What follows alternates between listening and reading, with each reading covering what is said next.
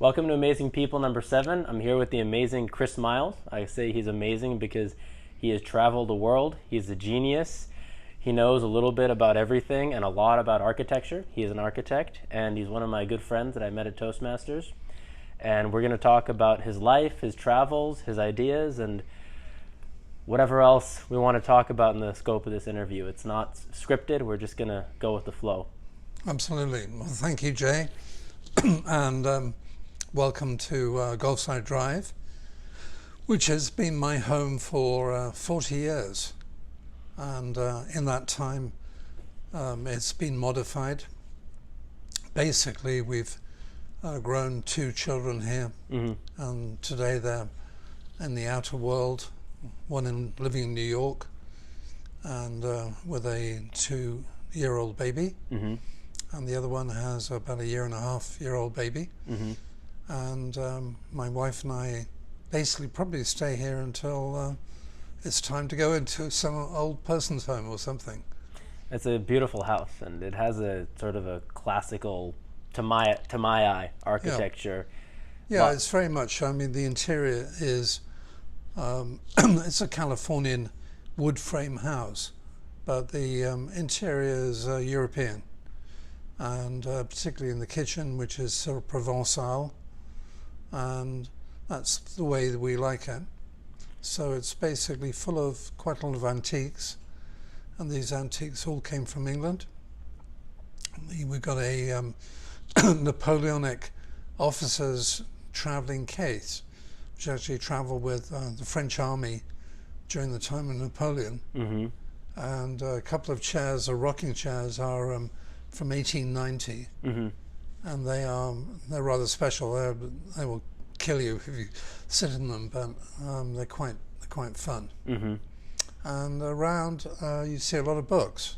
Yes, you said there are 3,000 books in this house. 3,000 books in the house, and print books. Yeah, printed books. And just as a matter of interest, we had a neighbour who came in and said, I love how you've done the books. And I said, what do you mean? And he said, well, those are not real books, are they? And I said, of course they're books. He thought they were spines. You know, you can buy spines. To make yourself look more erudite and well-read. Once he figured out that I read the books. So have you read all 3,000 I of read them? all 3,000 books. So having read all 3,000 books, it automatically moved me to being not exactly the next door neighbour. I was some sort of professor or something of that sort. Yeah. Well, your knowledge base is definitely very expansive, and that was one of the things that really impressed me when we started talking 7 or 8 months ago. Well, I was very lucky because I grew up in England. My father and mother were both fairly bookish. My father worked for the university, for Oxford, and he was what they call a reader. And a reader is basically an editor, and his primary job was correcting giant manuscripts. Some of the manuscripts, which today are big books, I've got one upstairs, which is the Oxford Companion to the Theatre. And in those days, before there were computers, you had to go through and verify endless facts, which meant being on a telephone, tracking people down, writing to them and everything. Facts for what, when you're at the university? Facts that were basically in a kind of a dictionary of the theatre.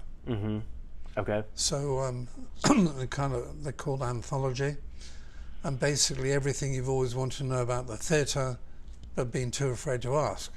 Okay. So his role was very much, you can imagine him with one of those green visors, you know, sitting under a lamp. So he read copiously and got very involved in printing, which basically ultimately became the profession and the way that the family made money. Okay. Was this when you were growing up or before you were born? Yeah, this was when I was growing up. And after World War II, because of World War II, actually, I was born in the north of England, but I was never a Northern Englander. I was always from the south. And the accent, if you listen to the accent carefully, it's a Southern England accent. Your accent? Yeah. Okay. And it basically hasn't changed very much living in America for 40 years. Except Right. that I think that I basically speak with using American language, not accent. What is an example of a shift you've made? Well, there are a lot of changes in words. Obvious, if you take the railroad, it's a railway. Okay. If you go to a station, you stand in England. You stand on a platform. Yeah, You don't I stand on a track. platform. Have you read Harry Potter? Exactly. Platform 9 Platform and 3. 9 and Yeah, whatever. 3/4. Yeah. Exactly.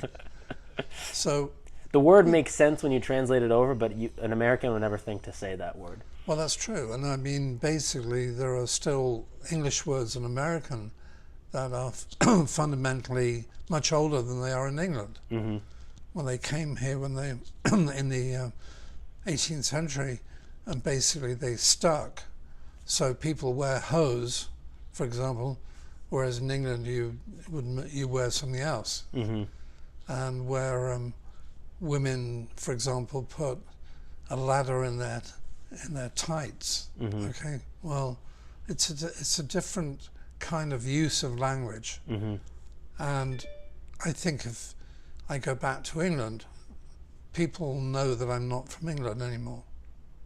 Because Even- you don't make the transition back when you're there.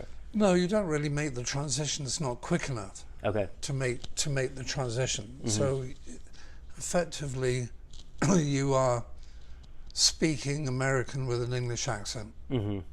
Yeah. Yeah. That's how I would kind of say, but Yeah.